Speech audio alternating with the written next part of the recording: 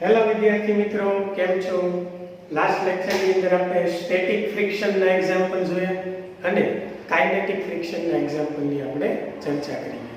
તો આજના લેક્ચરની અંદર આપણે ઘર્ષણ બળ અને પ્રવેગ કેવી રીતે ગણાય, ઢાળવાળા અને બ્લોકવાળા દાખલા હોય એની અંદર ઘર્ષણ બળ જો આપણને ગણવાનું કહે, બરાબર, તો ઘર્ષણ બળ કેવી રીતે ગણી શકાય અને બ્લોકનો પ્રવેગ છે તે કેવી રીતે ગણી શકાય તેના આપણે અહીંયા જુદા જુદા મેથડના એક્ઝામ્પલ મૂકેલા છે, બરાબર, જે જીનીટ માટે અગત્યના છે. બરાબર, થોડુંક લેવલ અપ રહેશે આજના અને આની પછીના લેક્ચરની અંદર, બરાબર, કારણ કે જેડબલ્યુ અને નીટ લેવલનું આ એક્ઝામ્પલ છે એટલા માટે. ચાલો, તો સૌપ્રથમ આપણે ઢાળ બ્લોકવાળા જે એક્ઝામ્પલ છે એમના માટે વિશ્રામ કોણ એક પહેલા આપણે ટોપિક સમજી લઈએ કે વિશ્રામ કોણ એટલે શું.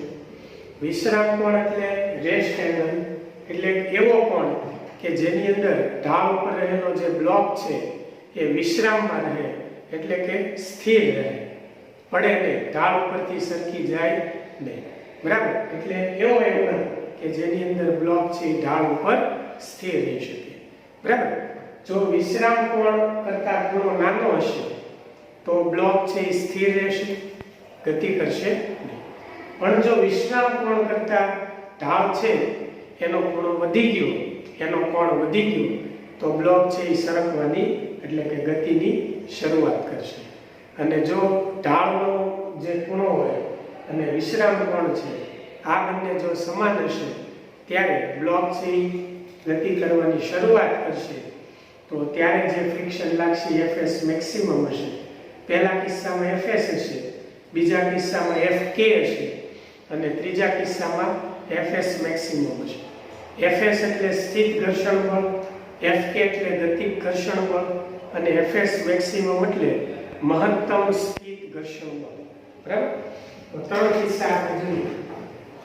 એમાંનો પહેલો કિસ્સો થીટા લેસ ધેન થીટા, એટલે વિશ્રામ કોણ મોટો હોય કોની કરતા થીટા. થીટા એટલે ઢાળનો ખૂણો, જે તમને દેખાય છે એ ઢાળનો ખૂણો, બરાબર.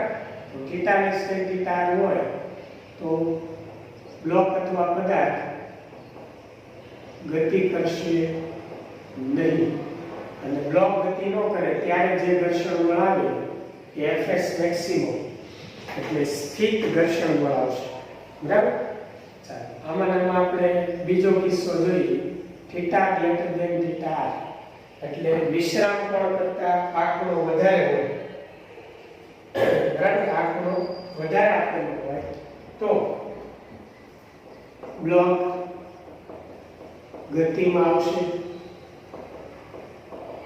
બરાબર. બ્લોક ગતિમાં આવે એટલે પદાર્થ જ્યારે ગતિમાં હોય ત્યારે કઈ ઘર્ષણ બળ લાગે? ગતિક ઘર્ષણ, એટલે F of k, બરાબર. અને ત્રીજો આની અંદર અગત્યનો મુદ્દો કે theta is equals to theta r હોય, એટલે કે બ્લોકનો ઢાળનો ખૂણો અને વિશ્રામ કોણ બંને સમાન હોય ત્યારે બ્લોક ગતિ કરવાની અણી ઉપર હશે. તો આવા કિસ્સામાં જે ઘર્ષણ બળ લાગે એને શું કહેવાય? Fs મેક્સિમમ કહેવાય, એટલે મહત્તમ સ્થિત ઘર્ષણ બળ લાગે, બરાબર. ચાલો, તો આપણે એક્ઝામ્પલ 1 ની ચર્ચા કરી, તો આપણે અહીંયા આન્સર જોઈશું. Example number 1. એક્ઝામ્પલ 1 ની અંદર તમે જોઈ શકો કે એક 2 કિલોગ્રામનો બ્લોક છે કે 30 ડિગ્રીના ઢાળવાળા ખૂણા ઉપર ઢાળ ઉપર પડેલો છે. ઢાળનો ખૂણો 30 ડિગ્રીનો છે સમક્ષિતિજ સાથે, બરાબર. અને 2 kgનો બ્લોક એની અંદર પડ્યો છે. તમને એવું કીધું છે કે જો વિશ્રામ કોણ 45 ડિગ્રી હોય તો પદાર્થ ગતિ કરશે કે નહીં, અને ઘર્ષણ બળ અને પ્રવેગ બળ.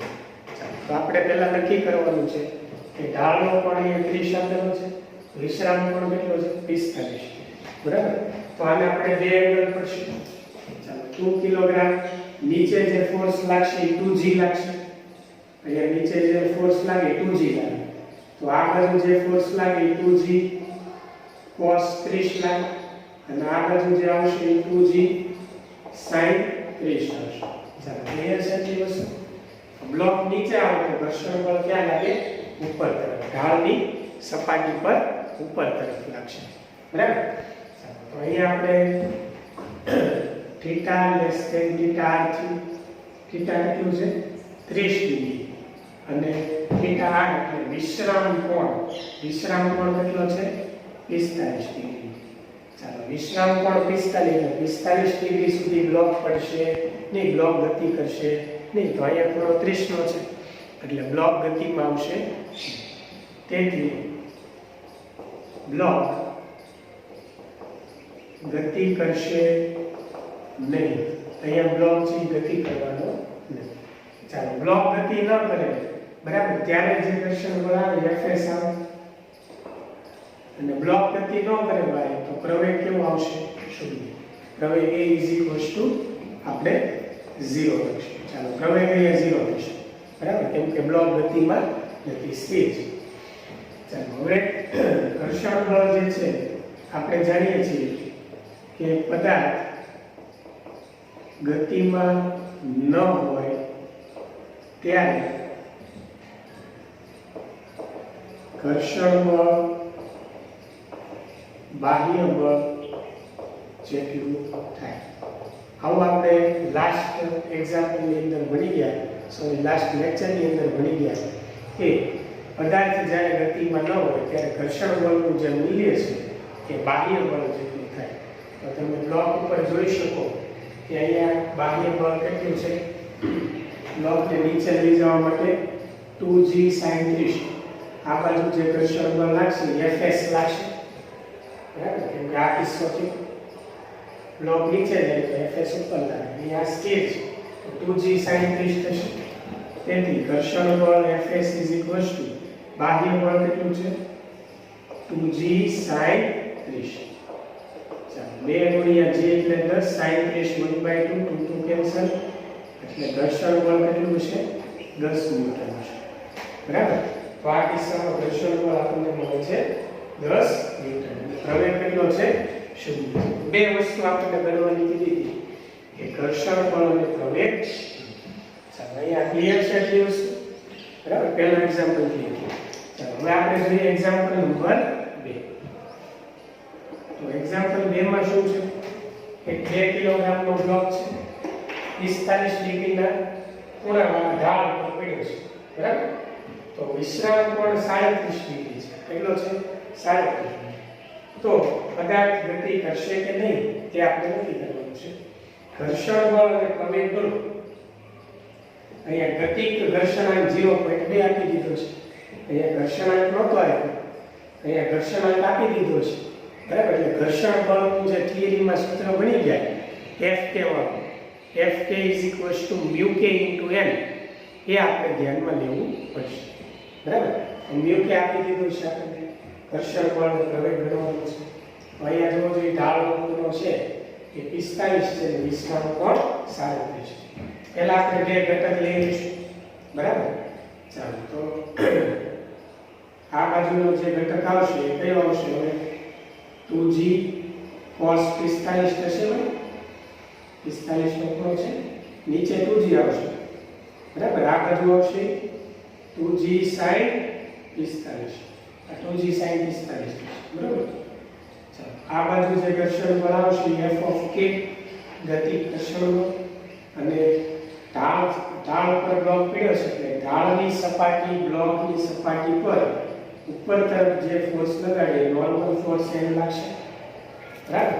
તો લંબબળ આને સમતોલે અને ઘર્ષણ બળ આને સમતોલે છે. તો અહીંયા આપણે લખશું કે theta greater than theta r. બોલો થીટા કેટલો છે? 45 ડિગ્રી અને વિશ્રામ કોણ કેટલો છે? 37 ડિગ્રી. તો 37 ડિગ્રી કરતા 45 વધુ કહેવાય. તો હવે બ્લોક વિશ્રામમાં રહી શકશે નહીં, રેસ્ટ ઉપર નહીં રહી શકે. તો બ્લોક શું કરશે? બીજો કિસ્સો. તેથી બ્લોક ગતિમાં આવશે. ચાલો બ્લોક ગતિમાં આવે તો કયું ઘર્ષણ બળ લેવાય? ગતિક ઘર્ષણ બળ. કયું? f of k. તો અહીંયા આપણે f of k વાળો કિસ્સો લઈશું. ચાલો તો ફર્સ્ટ ઓફ ઓલ આપણે ગતિક ઘર્ષણ બળ f of k is equals to mu k into n આપણે થિયરીમાં ભણ્યું. ચાલો આકૃતિ પરથી લંબબળ અને કયું બળ સમતોલે છે n is equals to 2g cos પિસ્તાલીસ. તો આપણે n બરાબર શું લેશું 2g cos પિસ્તાલીસ. તો mu k 2g cos પિસ્તાલીસ કોની બરાબર n બરાબર આ થઈ ગયું f k. ચાલો સાદું કાઢીએ તો mu k કેટલું છે ભાઈ 0.2. તો 0.2 ગુણ્યા 2 ગુણ્યા g એટલે 10 cos 45 1/√2. ચાલો આ બધાયનું તમે સાદું કાઢો એટલે 2.83 ન્યૂટન જવાબ આવશે. 2.83 ન્યૂટન બરાબર. આ તમારે ગણવાનું છે ડાયરેક્ટ લખવાનું છે. તો f કે મળી ગયું ભાઈ એટલે ઘર્ષણ બળ તો આપણને મળી ગયું. હવે પ્રવેગ ગણવું છે. તો આ કિસ્સામાં બ્લોક નીચે ગતિ કરે છે તો પ્રવેગ આ દિશામાં છે. તો પ્રવેગનું સૂત્ર પ્રવેગ લેવો હોય તો કયું સૂત્ર લેવાય f net is equals to m. ચાલો તો બ્લોક ઉપર લાગતા બળો ધ્યાનમાં લઈએ f net is equals to m. ચાલો પ્રવેગ આ દિશામાં છે એટલે આ બળ પ્લસ થશે આ બળ માઈનસ થશે. તો આ બળ કેટલું છે 2g sin 45 બરાબર minus f of k is equals to m. બોલો m કેટલું છે દળ કેટલું છે બ્લોકનું 2 into હશે 2g એ 2 ગુણ્યા 10 ગુણ્યા 1/√2 માઈનસ f of k કેટલું મળ્યું 2.83 is equals to 2. તો આનો ગુણાકાર કરી 2.83 માંથી બાદ કરવાનો જે જવાબ આવે એને ડિવાઇડ બાય 2 કરી નાખવાનું એટલે પ્રવેગ મળી જશે બરાબર. તો આ કિસ્સામાં મળતો પ્રવેગ છે એ 5.63 મળશે. કેટલો મળશે a is equals to 2 વડે ભાગવાનું ભાઈ આ બે ની બાદબાકી કર્યા પછી 2 વડે ભાગવાનું 2 વડે ભાગો એટલે આ જવાબ આવશે 5.83 મીટર પ્રતિ સેકન્ડ સ્ક્વેર બરાબર. 5.63 આવે છે 63 64 67 કોઈ બી ચાલે તો 5.63 મીટર પ્રતિ સેકન્ડ. ચાલો આ થઈ ગયા બે એક્ઝામ્પલ બરોબર. આપણે ઘર્ષણ બળ અને પ્રવેગ ગણવાનું તો એ આપણને મળી ગયું. હવે કયો દાખલો ગણીશું દાખલા નંબર 3.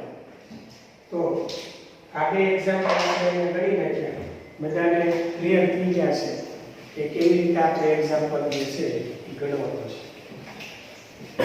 આ તમને બાહ્ય પરીક્ષાઓની અંદર એ ટેસ્ટની અંદર કોઈ આપણે એમસીક્યુ આપેલો હોય તો આપણે આપણી તર્ક શક્તિ પ્રમાણે આ બે એક્ઝામ્પલ છે એ કન્સેપ્ટને આધારે ક્લિયર કરવાના છે. એટલે તમે થિયરી પાકી કરશો તો એમસીક્યુ નહીં આવે.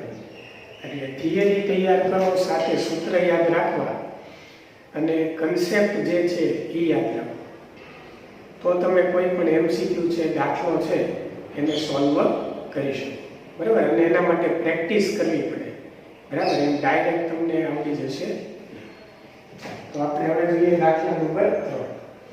દાખલા નંબર 3 માં આપણે એવું કીધું છે કે એક 53 ડિગ્રીનો ઢાળ છે એની ઉપર 2 કિલોગ્રામનો પદાર્થ મૂકેલો છે. તો પદાર્થ સ્થિર છે કે ગતિમાં એ આપણે નક્કી કરવાનું છે. તો એ સ્થિર હોય ગતિમાં હોય વિશ્રામ કોણ પરથી નક્કી થશે. તો આપણે વિશ્રામ કોણ ગણીશું બરાબર. પછી ઘર્ષણ બળ આપણે ગણવું પડશે અને સાથે સાથે પ્રવેગ પણ ગણવાનું છે. અહીંયા તમને ઘર્ષણ આંક આપી દીધો છે 0.75. આને સ્થિર કયો તો સ્થિર ને ગતિ કયો તો ગતિ. ખાલી મ્યુ આપેલું છે એટલે એ દાખલા ઉપરથી નક્કી થશે કે આ મ્યુએસ છે કે મ્યુકે છે બરાબર. તો દરેક એક્ઝામ્પલ અલગ અલગ મેથડનો છે. ચાલો હવે આપણે જોઈએ દાખલા નંબર 3. તો આની ઉપર લાગતા બળો જોવા જઈએ તો સૌથી પહેલા નીચે 2g જેટલું ફોર્સ લાગે તો આ બાજુ શું લાગશે 2g cos 53. આ બાજુ શું આવશે 2g sin 53 ડિગ્રી બરાબર. ચાલો ઉપર નોર્મલ ફોર્સ અને આ બાજુ કોઈ બી એક ઘર્ષણ બળ લાગશે કયું ઘર્ષણ બળ લાગશે એ આપણે નક્કી કરવાનું છે, બરાબર. ચાલો અત્યારે આપણે ધારી લઈએ કે કદાચ ગતિ ઘર્ષણ બળ લાગે. સૌથી પહેલા વિશ્રામ કોણ ગણવો પડશે. તો આપણે અગાઉ એક એક્ઝામ્પલના એનસીઆરટી ના એક્ઝામ્પલમાં આપણે ભણી ગયા છીએ કે tan θ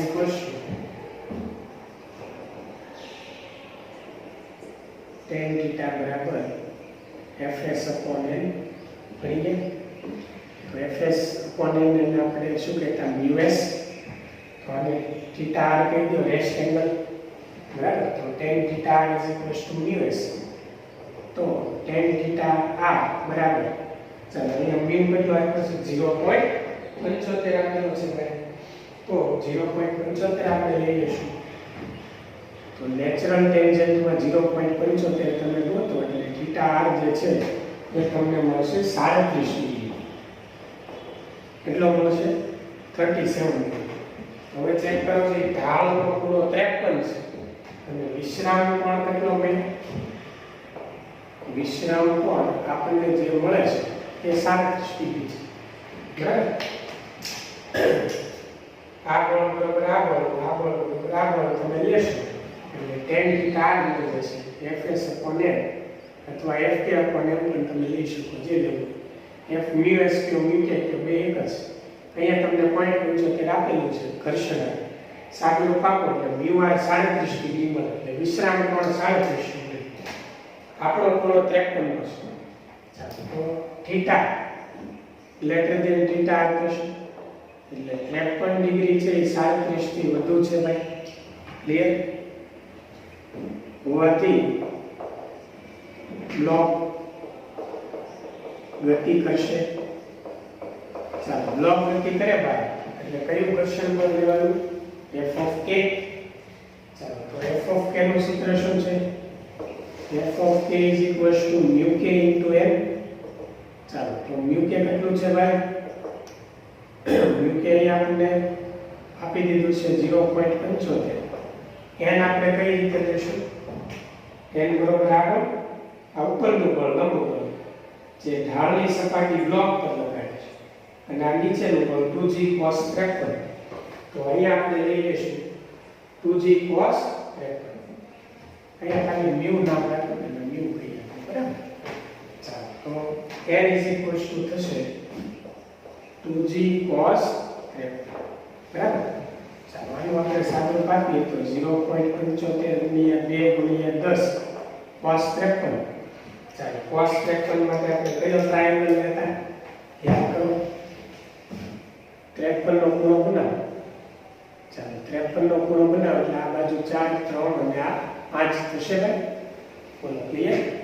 તો cos એટલે પાસેની બાજુ છેદમાં કર્ણ, પાસેની બાજુ 3 છેદમાં કર્ણ એટલે 5. તો આ થઈ જશે 3 ડિવાઇડ બાય 5. આ 3 4 5 મેથડ નો 3 4, બરાબર. અહીંયા થઈ જશે 5 દુ 10, 2 દુ 4, 4 થી 12, 12 ગુણ્યા 0.75 તમે કરો એટલે fk નો જવાબ છે 9 ન્યૂટન મળશે. એટલે ગતિ ઘર્ષણ કેટલું મળ્યું? 9 ન્યૂટન. કે સફિક્સ માટે નીચે લખો, બરાબર. ચાલો fk મળ્યું એટલે કે આપણને વિશ્રામ કોણ ઘર્ષણ બળ મળ્યો, પ્રવેગ મળ્યો છે. તો ભાઈ પ્રવેગ માટેનું સૂત્ર F net is equals to ma.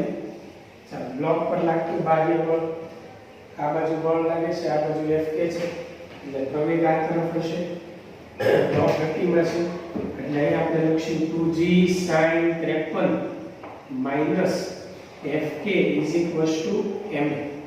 કિંમત કેટલી ગઈ? 2 ગુણ્યા g એટલે 10 sin 53 એટલે સામેની બાજુ છેદમાં કર્ણ 4 divided by 5 f of k 9 m એટલે 2 કિલોગ્રામ એ આપણે ગણ્યું છે. તો અહીંયા 5 દુ 10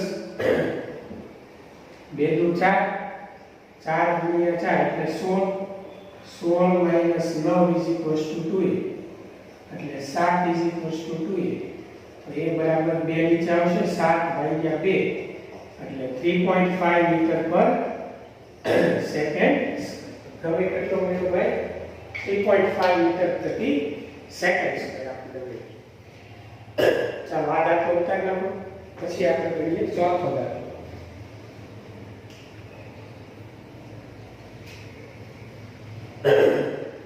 ચાલો એક્ઝામ્પલ નંબર 4 જોઈએ.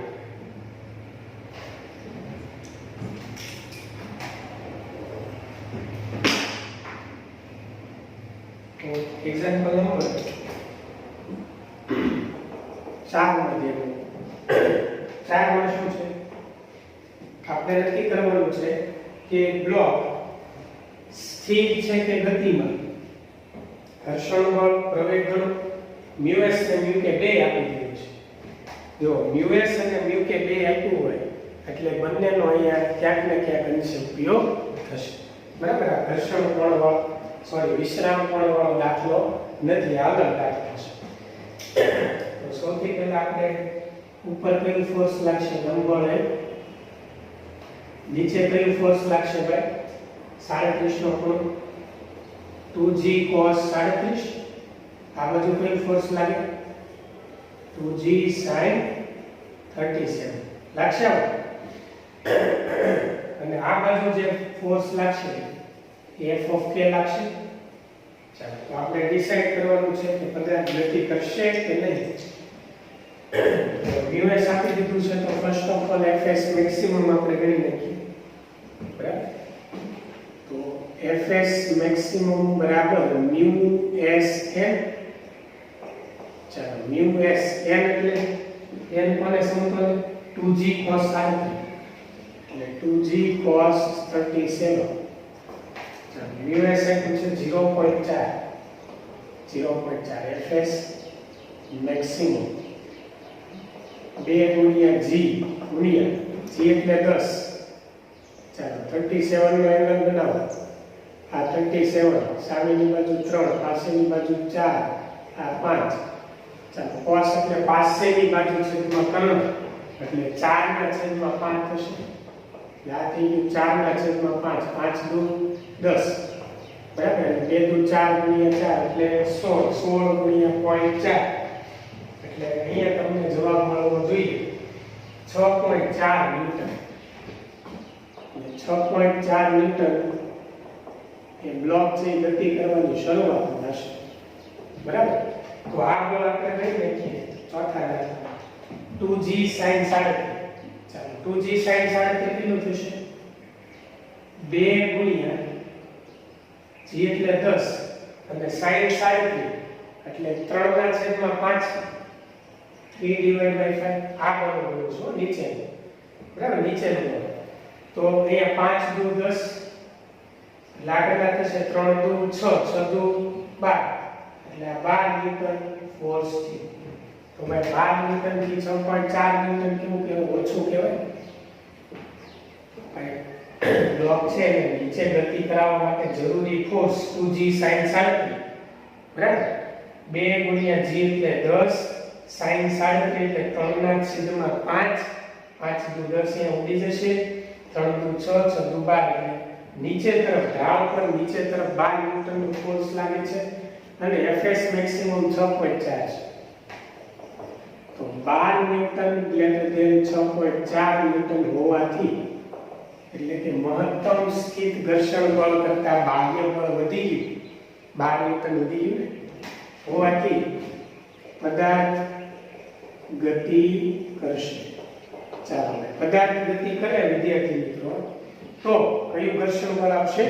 ગતિ કરશે. તો હવે વિશ્રામ કોણના દાખલા નથી, આ આખો અલગ દાખલો છે. આ કન્સેપ્ચ્યુઅલ દાખલો છે. Fk μk * n. તો Fk બરાબર ચાલો μk μk કેટલું છે? 0.3. n તો આપણે જાણીએ છીએ કોના જેટલું થાય? n છે 2g cos 37 2g cos 37. તો f of k = 0.3 ગુણ્યા 2 ગુણ્યા 10 cos 37 એટલે 4 ના છેદમાં 5 આને. બરાબર? ચાલો 5 દુ 10, 4 થી 8 દુ 16 ગુણ્યા 0.3 કરો એટલે 16 થી 48.3 છે એટલે 4.8 ન્યૂટન જવાબ આવશે. તો Fk આપણને મળ્યો 4.8 ન્યૂટન. ક્લિયર? ચાલો તો આપણે ઘર્ષણ બળ ગણી નાખ્યું, પદાર્થ ગતિમાં છે એ નક્કી કરી નાખ્યું. હવે પ્રવેગ, પ્રવેગ F net is equals to ma. F net is equals to ma. તો F net એટલે પરિણામી બાહ્ય બળ નીચે લાગે એટલે બ્લોકનો પ્રવેગ આ દિશામાં. નીચે કયું ફોર્સ છે 2g sin 37 માંથી F કે બાદ કરો into ma. ચાલો 2 ગુણ્યા g એટલે 10 sin 37 3 divided by 5 minus F કે 4.8 ન્યૂટન આપણે મેળવ્યું. m 2 કિલોગ્રામ આપેલું છે એ આપણે ગણવાનું છે.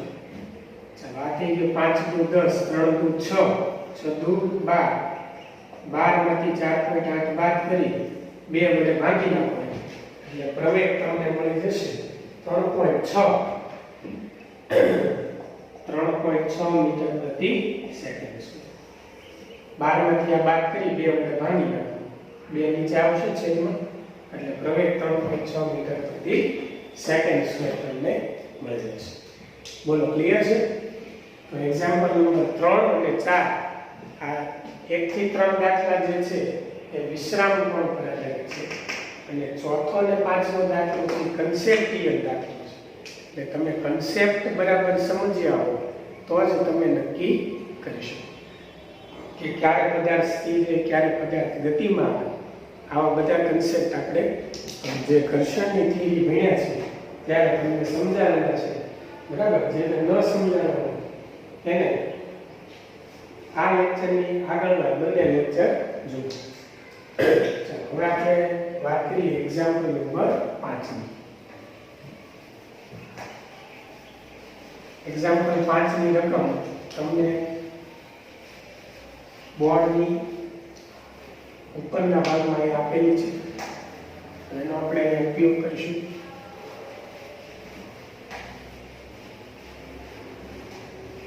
બરોબર? એક્ઝામ્પલ 5 ની અંદર આખી કહાનીમાં ટ્વિસ્ટ છે. આખી કહાની જ અલગ છે. શું છે? એક 37 ડિગ્રીનો સમક્ષિતિજ સાથે 37 ડિગ્રીનો કોણ વાળો એક ઢાળ આપેલો છે. ઢાળ ઉપર 2 કિલોગ્રામનો બ્લોક મૂકેલો છે. આ 2 કિલોગ્રામના બ્લોક ઉપર ઢાળની સપાટીની ઉપર તરફ એટલે આ ઉપર તરફ 4 ન્યૂટનનું એક વધારાનો ફોર્સ લાગે છે. આ બધામાં તમે જુઓ કે અહીંયા બ્લોક ઉપર એક વધારાનું ફોર્સ બાહ્ય બળ આપેલું નહોતું. અહીંયા 4 ન્યૂટનનું એક વધારાનું ફોર્સ આપેલું છે. બરાબર? એટલે જેટલા ફોર્સ લાગતા હતા એ તો લેવાના છે પ્લસ આ 4 ન્યૂટનનું બળ પણ આપણે ધ્યાનમાં લેવાનું છે. બરાબર? તો અહીંયા આપણે કામ કરીએ અને કીધું છે μs ને μp આપી દીધું છે. ઘર્ષણ બળ આપણે અહીંયા ગણવાનું છે. બરાબર? અને સાથે સાથે પ્રવેગ પણ આપણે ગણવાનો છે. તો ફર્સ્ટ ઓફ ઓલ આપણે નક્કી કરવું પડશે બ્લોક ગતિમાં છે કે નહીં. ફર્સ્ટ ઓફ ઓલ નીચે 2g ફોર્સ લાગશે એટલે આ બાજુ લાગશે 2g cos 37 આ બાજુ 2g sin 37. બરાબર? ઉપર ઢાળની સપાટી બ્લોક ઉપર નોર્મલ ફોર્સ લગાડી બ્લોક જો નીચે જાય તો ફ્રિક્શન ફોર્સ આ બાજુ ઉપર તરફ લાગે. બરાબર? આ બ્લોક નીચે આવે તો ઘર્ષણ બળ એની વિરુદ્ધ દિશામાં લાગે ને. હંમેશા યાદ રાખો કે સાપેક્ષ ગતિ થાય એટલે ઘર્ષણ બળ આવે. બરાબર? અને જે દિશામાં ગતિ થતી હોય એની વિરુદ્ધ દિશામાં ઘર્ષણ બળ જે છે એ સાપેક્ષ ગતિનો વિરોધ કરે. એટલે તો આપણે કહીએ છીએ કે સાપેક્ષ ગતિનો વિરોધ કરતું સંપર્ક સપાટીને સમાંતર બળ એ ઘર્ષણ બળ છે. બરાબર?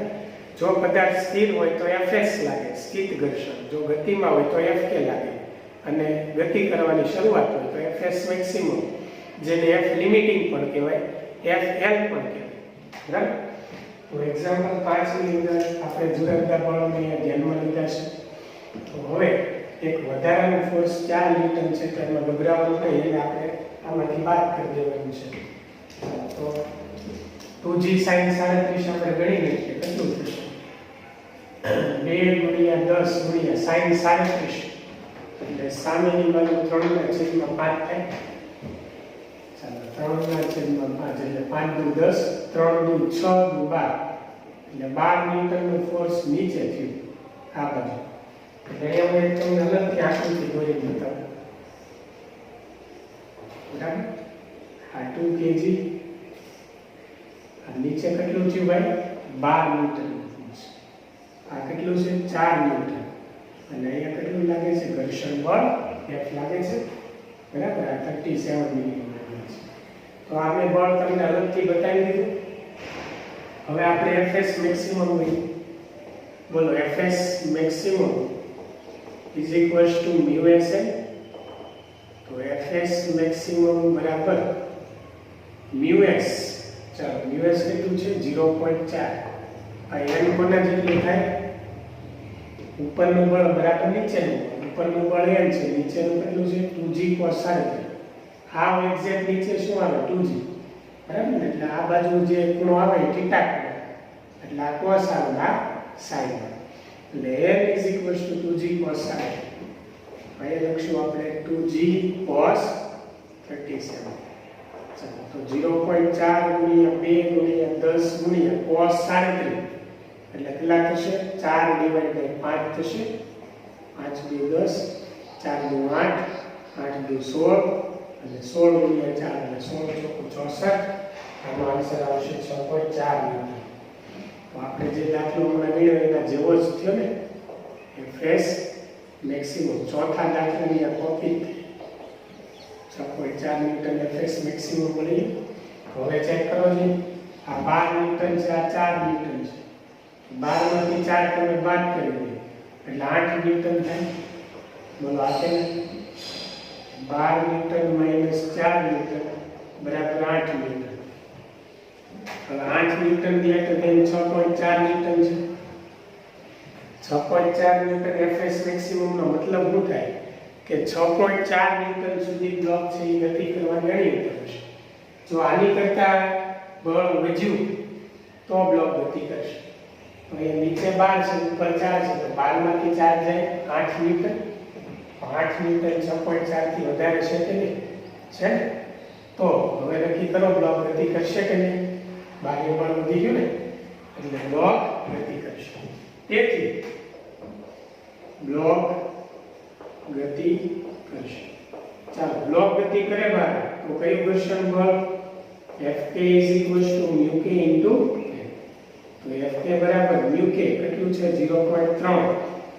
n આપણે કેટલું લેતા હતા? 2g cos 37 આકૃતિ પરથી.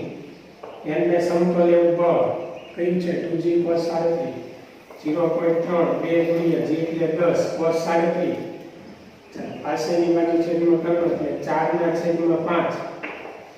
સાગરો પાકો 5 દુ 10, 4 દુ 8, 8 દુ 16, 16 તેરી 48, 4.8 મીટર. હમણાં જે દાખલો ગયો એમાં આપણે આ બે જવાબ તો ફિક્સ જ હતા ને, એમાં કોઈ ચેન્જીસ હતો નહીં, પણ પ્રમેય બદલાશે. ચાલો, પ્રમેય મેળવવા F net is equals to m. ખાસ ધ્યાન આપજો. નીચે કઈ ફોર્સ લાગે છે? 12 ન્યૂટન. ચાલો, ઉપર ક્યાં બે ફોર્સ લાગે છે એને બાદ કરો. 4 માઈનસ F આ બે બાદ થયા આમાંથી બરાબર m. m એટલે 2 કિલોગ્રામ. એ આપણે ગણવાનું છે. તો 12 માંથી 4 જાય કેટલા રહે? 8. ચાલો, F કેટલું છે? F of k આવશે ને? F of k આવશે જે કેટલું છે? 4.8 બરાબર 2 ગુણ્યા 8 માંથી 4.8 બાદ કરો અને 2 વડે એને ભાંગી નાખો. 2 નીચે આવી જશે એટલે એ મળી જશે સૂત્રનો કરતા. એટલે 1.6 મીટર પ્રતિ સેકન્ડ સ્ક્વેર. બરાબર? ચાલો, ક્લિયર? તો આ દાખલો છે ચોથા દાખલા જેવો જ, પણ અહીંયા એક વધારાનો ફોર્સ આપણને આપેલો છે. તો આ રીતે આપણે એક્ઝામ્પલ લેવો પડે. તો આ થઈ ગયા 5 દાખલા. બરાબર? બ્લોક અને ઢાળવાળા અને વિશ્રામ કોણનો કન્સેપ્ટ આની અંદર આવી જાય એવા થઈ ગયા એક્ઝામ્પલ.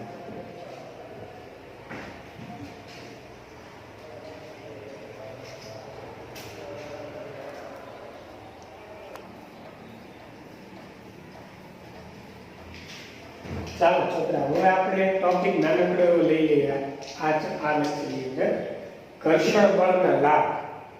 તો તો ઘર્ષણ બળનો લાભ આપણે જોવા જઈએ તો આપણે જાણીએ છીએ કે આપણે ઘર્ષણ બળ લાગે છે એના કારણે રસ્તા ઉપર ચાલી શકીએ છીએ, જમીન ઉપર ચાલી શકીએ છીએ, દોડી શકીએ છીએ. જો ઘર્ષણ બળ લાગતું ન હોય તો તમે ચાલવા જાઓ કે દોડવા જાઓ, આપણે જમીનની સપાટી ઉપર પડી જઈએ છીએ. તો આ એક ફાયદો થઈ ગયો. હા, એની સાથે ગેરફાયદો છે કે આપણા ચપ્પલના કે પગના તળિયા ઘર્ષણને કારણે ઘસાય છે, એ ગેરફાયદો છે. પણ ફાયદો એ છે કે આપણે પડી જતા નથી, એટલે ચાલી શકાય છે, આ ફાયદો છે. બીજું, લીસી સપાટી પર ચાલવાથી પડી જવાય આપણે જાણીએ છીએ, તેથી ઘર્ષણ જરૂરી છે. પછી પેનની અણી અને કાગળ વચ્ચે ઘર્ષણથી આપણે લખી શકીએ છીએ. તમે ચેક કરજો કે કોઈ લીસો કાગળ હોય, બરાબર, અથવા કોઈ પ્લાસ્ટિકની વસ્તુ હોય જે એકદમ લીસી હોય, એની ઉપર તમે પેનથી લખશો, બરાબર, તો પેન લસરી જશે, લખી શકાશે નહીં. એટલે એના માટે જરૂરી છે રફ કાગળ. એટલે કોઈ પણ જે તમે ચોપડાનો કે બુકનો કાગળ તમે લ્યો છો, બરાબર, એ કાગળ વાસ્તવમાં લીસો લાગે છે, પણ એને માઇક્રોસ્કોપથી જોતા તે ખરબચડો હોય છે, બરાબર. એટલે એની ઉપર જ્યારે તમે પેનથી લખો છો ત્યારે પેનની શાહી છે એની ઉપર પડે છે, એટલે જે તે અક્ષર પ્રમાણે તમે લખી શકો છો.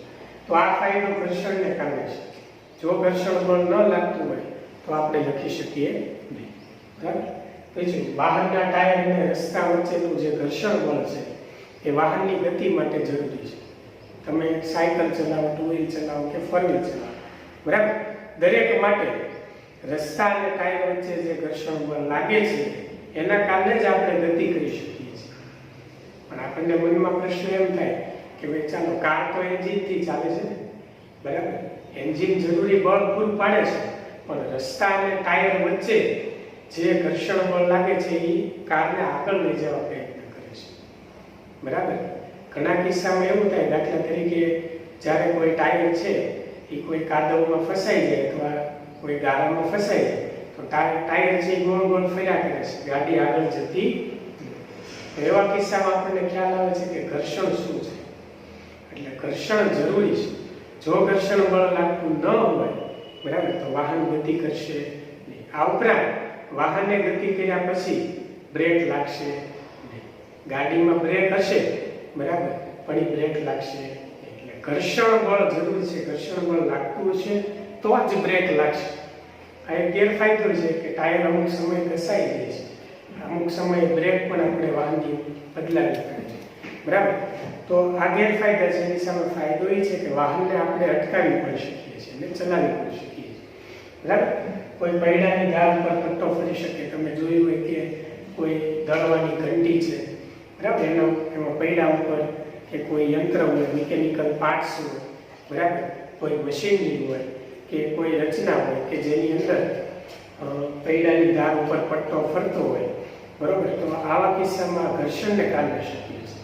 નકર પૈડાની ધાર પર પટ્ટો ફરી ન શકે, બરાબર, પૈડું ફરે પણ પટ્ટો એ જીતી જાય, બરાબર. એટલે પૈડાની ધાર પર પટ્ટો ફરી શકે એનું મુખ્ય કારણ ફ્રિક્શન છે, ઘર્ષણ છે, બરાબર. ચોક અને બ્લેકબોર્ડ વચ્ચે લાગતા ઘર્ષણને કારણે આપણે લખી શકીએ છીએ. તો અત્યારે આપણે ચોક અને બ્લેકબોર્ડની જગ્યાએ માર્કર પેન, એટલે કે માર્કર લ્યો અને વ્હાઇટ બોર્ડ લઈ લઈએ. માર્કર અને વ્હાઇટ બોર્ડ વચ્ચે ઘર્ષણને કારણે આપણે લખી શકીએ છીએ, બરાબર. આ તમને વાસ્તવમાં બોર્ડ લીસું લાગે છે, પણ માઇક્રોસ્કોપથી આને તમે જુઓ તો આની અંદર નાના નાના ખાડા દેખાય. એટલે જે આ પેન છે, માર્કર પેન, એ માર્કર પેનની શાહી છે એ આ ખાડાની અંદર સમાઈ જાય.